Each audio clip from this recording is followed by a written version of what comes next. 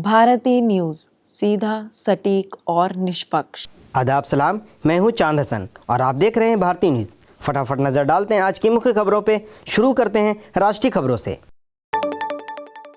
असम में संपूर्ण बीफ पर पाबंदी, हेमंत बिस्व शर्मा की हो रही आलोचना।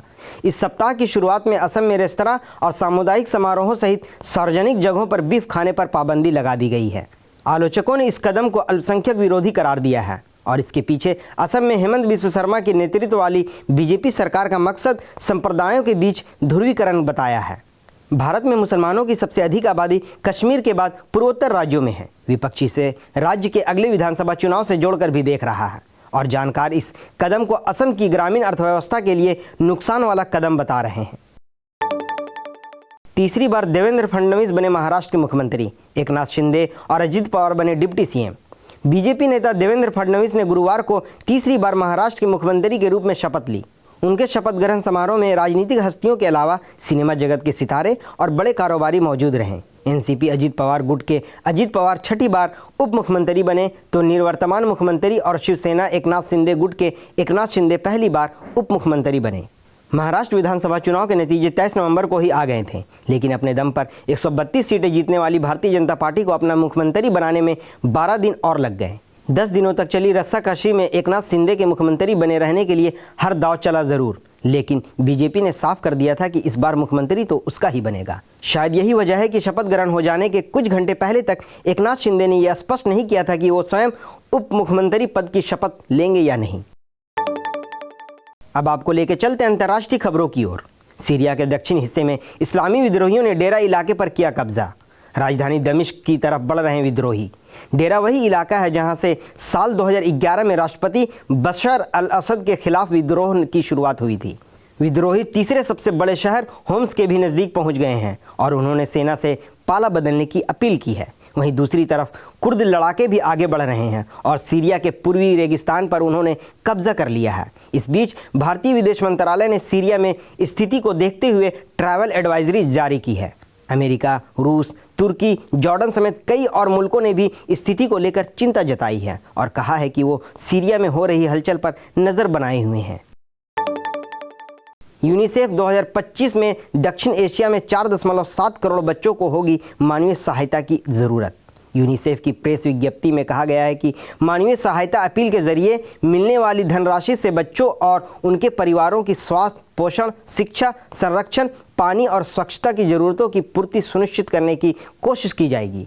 संयुक्त राष्ट्र बाल कोष यानी यूनिसेफ ने कहा है कि दक्षिण एशिया में वर्ष 2025 के दौरान जलवायु संबंधी आपदाओं, अन्य प्रकार के संकटों, स्वास्थ्य आपदाओं और आर्थिक झटकों के कारण लगभग 4 करोड़ 70 लाख बच्चों को मानवीय सहायता की आवश्यकता होगी। यूनिसेफ ने दक्षिण एशिया के देशों में वर्ष 2025 के दौरान लगभग 2 करोड़ 80 लाख लोगों तक जीवन रक्षक मानवीय सहायता पहुंचाने के लिए 1 अरब 60 करोड़ डॉलर की रकम जुटाने की अपील जारी की है। इनमें से लगभग 1 करोड़ 60 लाख बच्चे होंगे और इनकी अधिकतर संख्या अफगानिस्तान, बांग्लादेश, पाकिस्तान व अन्य देशों में होंगी। अब खबरें व्यापार जगत से। इस हफ्ते सोना सस्ता हुआ, चांदी के दाम बढ़े। सोना 553 रुपये गिरकर 76,187 रुपये पर आया। चांदी 90,820 रुपये प्रति किलो बिक रही है।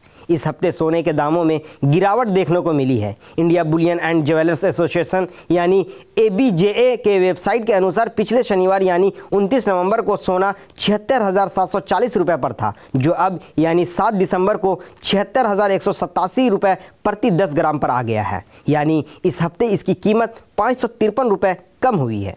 वहीं चांदी की बात करें तो इस हफ्ते इसकी कीमत में बढ़त रही है।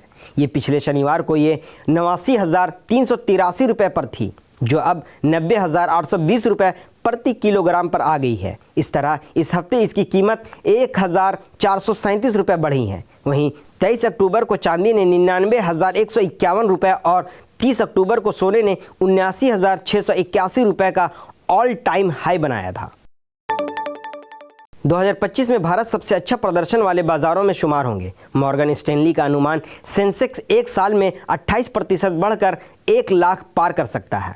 अमेरिकी ब्रोकरेज फर्म मॉर्गन स्टैनली का अनुमान है कि भारत की अर्थव्यवस्था में स्थिरता बनी ही रहेगी। जोरदार घरेलू निवेश के चलते 2025 में भारत सबसे अच्छा प्रदर्शन करने वाले उभरते बाजारों में से एक हो सकता है।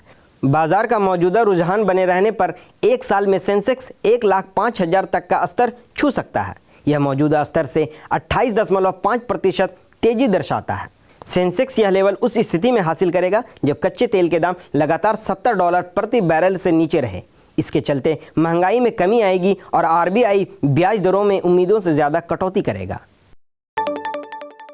अब खबरें खेल जगत से। भारत ऑस्ट्रेलिया दूसरा टेस्ट, ट्रेविस हेड की होम ग्राउंड पर 7वीं सेंचुरी, सिराज से कैच छूटा था। ऑस्ट्रेलिया का स्कोर अब 250 के पार। भारत और ऑस्ट्रेलिया के बीच चल रही बॉर्डर गावस्कर ट्रॉफी का दूसरा मुकाबला एडिलेड में खेला जा रहा है। शनिवार को इस डे नाइट टेस्ट का दूसरा दिन है। वीडियो रिकॉर्ड किए जाने तक ऑस्ट्रेलिया ने दूसरे सेशन में 5 विकेट पर 273 रन बना लिए हैं। ट्रेविस हेड नाबाद सेंचुरी पूरी कर चुके हैं। उन्होंने करियर का 8वां शतक जमाया। यह हेड का होम ग्राउंड में 7वां शतक है। मिचेल मार्श 9 रन को रविचंद्रन अश्विन ने विकेट कीपर ऋषभ पंत के हाथों कैच कराया। वे अंपायर के फैसले से पहले ही पेविलियन लौट गए। नीतीश रेड्डी ने मार्शल लबुशेन को 64 रन के निजी स्कोर पर विकेट लिया। बुमराह ने स्टीव स्मिथ को, नाथन मैक्सवीनी को और उस्मान ख्वाजा का विकेट लिया। ऑस्ट्रेलिया ने शनिवार को 1 विकेट के नुकसान पर 86 के स्कोर से खेलना शुरू किया। शुक्रवार को भारतीय टीम 180 रन पर ऑल आउट हो गई थी। वेलिंगटन टेस्ट, इंग्लैंड की बढ़त 500 के पार। दूसरे दिन स्कोर 378 पे 5। एटकिंसन की हैट्रिक से न्यूजीलैंड 125 पर सिमटा।